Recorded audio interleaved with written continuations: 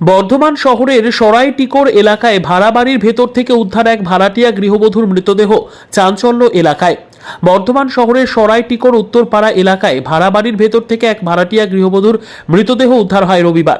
বিষ খেয়ে আত্মঘাতী হয় বলে জানা যায় স্থানীয় ক্লাব কর্তৃপক্ষের কাছ থেকে। ঘটনাস্থলে আসে বর্ধমান থানার পুলিশ, দেহ উদ্ধার করে নিয়ে যায়। এই ঘটনায় চাঞ্চল্য ছড়ায় এলাকায়। মৃত মহিলার নাম মিতা সামন্ত। স্থানীয় ক্লাব কর্তৃপক্ষ শেখ হাফিজ জানান, 28 থেকে 30 বছরের একটি বিবাহিতা মেয়ে মেঝেতে মাদুরের ওপর শুয়েছিল। ঘটনাস্থলে পুলিশ এসেছিল। আমি পুলিশের সাথে ঘরে ঢুকলাম। বাড়ি থেকে প্রচন্ড গ্যাস উঠছিল। সেই গ্যাসটি কিন্তু বিষের। আমরা বিষের বোতল খুঁজতে খুঁজতে দেখলাম একটা বিষের বোতল পাওয়া গেছে। তারপরে আমরা জানতে পারলাম এটা বিষ খেয়ে আত্মহত্যা করেছে। মানসিক চাপে আত্মহত্যা করেছে বলে স্থানীয় সূত্রে জানা যায়।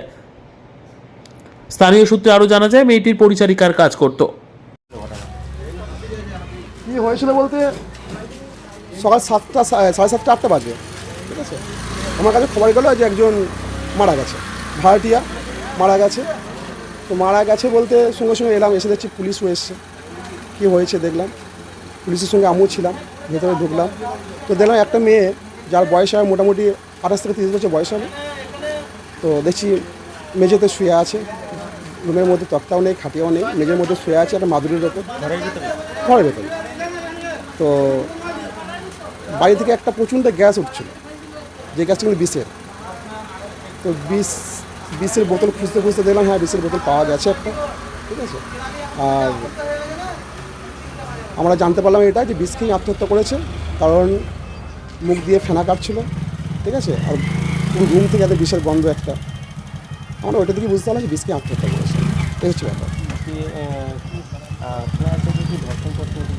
না না না না না না, এই ধরনের কোনো ব্যাপার নেই এটা, ঠিক আছে।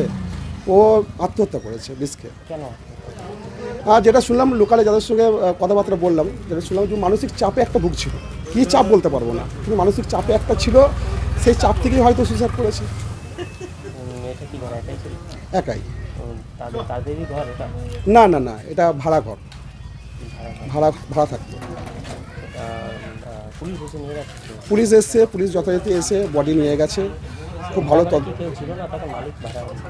না না, যার বাড়ি সে তো এখানে থাকে না, সে পাশে আছে তার বাড়ি। আর এই বাড়িটা টোটালটাই ভাড়া দেওয়া আছে। একাই থাকতো সেখানে?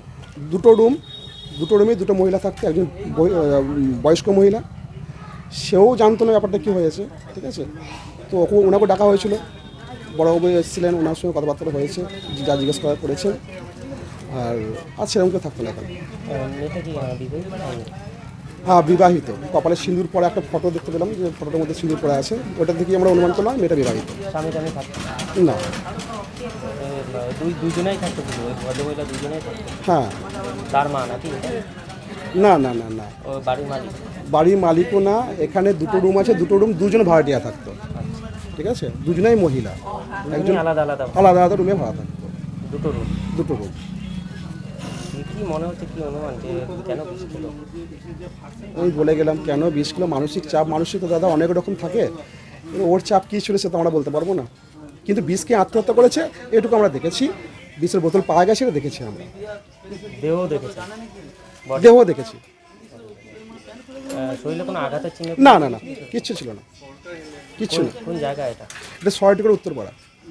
আপনি কে হন এলাকা? আমি হচ্ছি ক্লাবের সেক্রেটারি। কি নাম আপনার? আমার নাম শেখ হাফিজ।